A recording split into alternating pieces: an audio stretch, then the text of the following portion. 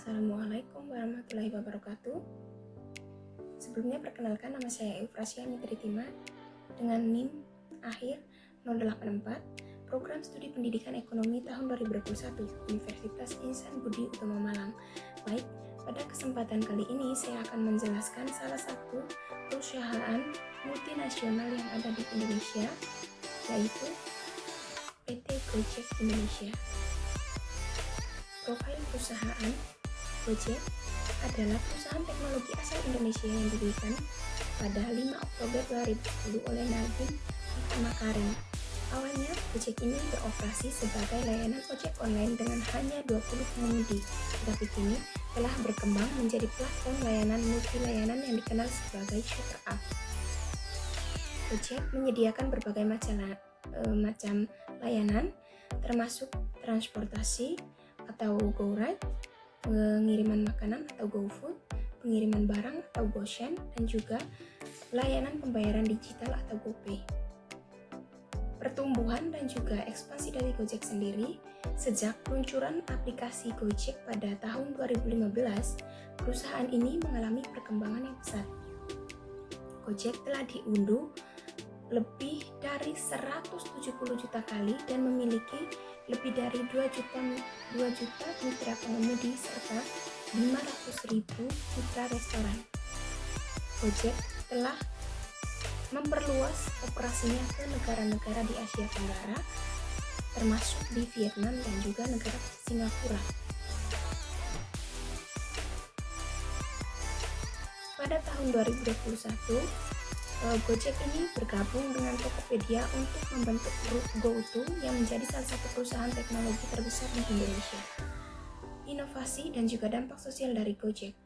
Gojek ini berkomitmen untuk menciptakan dampak sosial yang positif melalui berbagai inisiatif, termasuk Yayasan Anak Bangsa Bisa yang didirikan untuk membantu mitra yang berdampak pandemi COVID-19. Gojek juga dikenal sebagai salah satu perusahaan unicorn pertama di Indonesia dengan pertumbuhan yang luar biasa dalam jumlah pengguna dan layanan yang ditawarkan.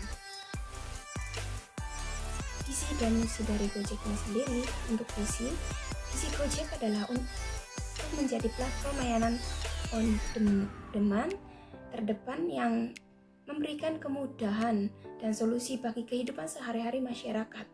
Gojek berusaha untuk menciptakan ekosistem yang menghubungkan pengguna dengan berbagai layanan yang mereka butuhkan, sekaligus memberikan dampak yang positif bagi mitra dan komunitas. Untuk visi dari Gojek ini sendiri ada 5, yaitu yang pertama, menyelesaikan masalah dalam masyarakat. Gojek ini berkomitmen untuk menghadirkan solusi yang dapat menyelesaikan masalah sehari-hari masyarakat mulai dari transportasi hingga kebutuhan logistik dan pembayaran. Yang kedua, memberdayakan mitra. Gojek ini berfokus pada pemberdayaan mitra, pengemudi dan mitra usaha, memberikan mereka peluang untuk meningkatkan pendapatan dan kualitas hidup. Yang ketiga, inovasi berkelanjutan. Gojek ini terus berinovasi dalam layanan dan teknologi untuk memenuhi kebutuhan pengguna dan beradaptasi dengan perubahan pasar. Yang keempat, dampak sosial positif. Gojek ini berkomitmen untuk memberikan dampak sosial yang positif melalui berbagai inisiatif, termasuk dukungan untuk usaha mikro, kecil, dan menengah atau UMKM, serta program tanggung jawab sosial perusahaan. Yang kelima, kepuasan pelanggan. Gojek ini sendiri memberikan pengalaman pengguna yang terbaik dengan layanan cepat, aman, dan efisien.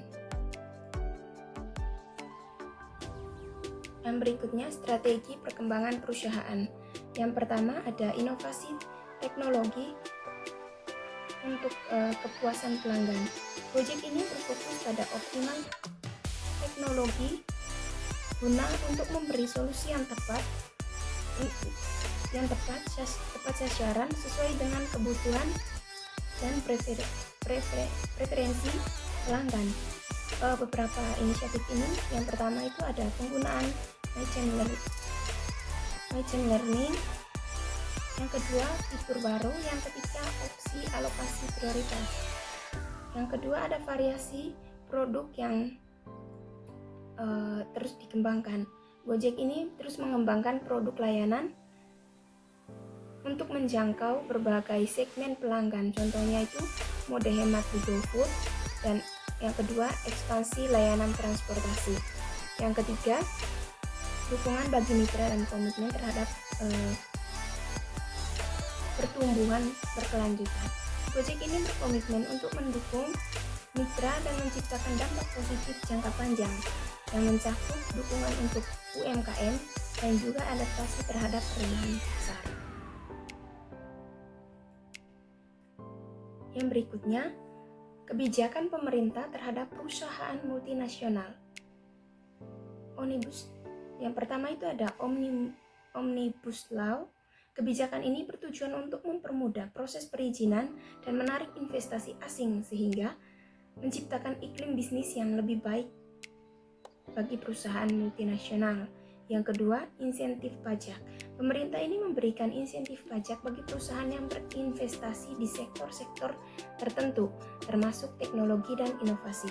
Yang ketiga, regulasi yang mendukung.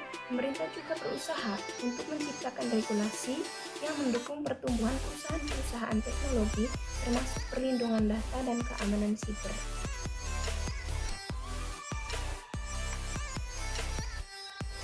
Yang terakhir, analisis terhadap perkembangan perusahaan tersebut di Indonesia. Gojek didirikan pada tahun 2010 oleh Nadiem Makarim sebagai layanan ojek online. Saat itu Gojek ini Gojek ini telah berkembang pesat, tidak hanya dalam jumlah pengguna tetapi juga dalam diversifikasi layanan. Saat ini Gojek menawarkan berbagai layanan termasuk GoFood, GoMart, GoMessage, dan banyak lagi yang menjadikannya sebagai platform multifungsi yang memenuhi berbagai kebutuhan konsumen. Gojek dikenal sebagai pelopor dalam layanan ojek online di Indonesia dengan strategi pemasaran yang inovatif. Perusahaan ini memanfaatkan teknologi untuk mempermudah akses layanan bagi pengguna melalui aplikasi yang user-friendly. Gojek juga menetapkan tarif yang kompetitif, yang menarik pengguna dari layanan transportasi tradisional ke platform mereka. Selain itu, Gojek terus berinovasi dengan meluncurkan layanan baru untuk memenuhi kebutuhan pasar yang terus berubah. Baik, sekian yang bisa saya sampaikan. Mohon maaf jika ada salah kata atau salah pengucapan dari saya. Selamat siang. Terima kasih.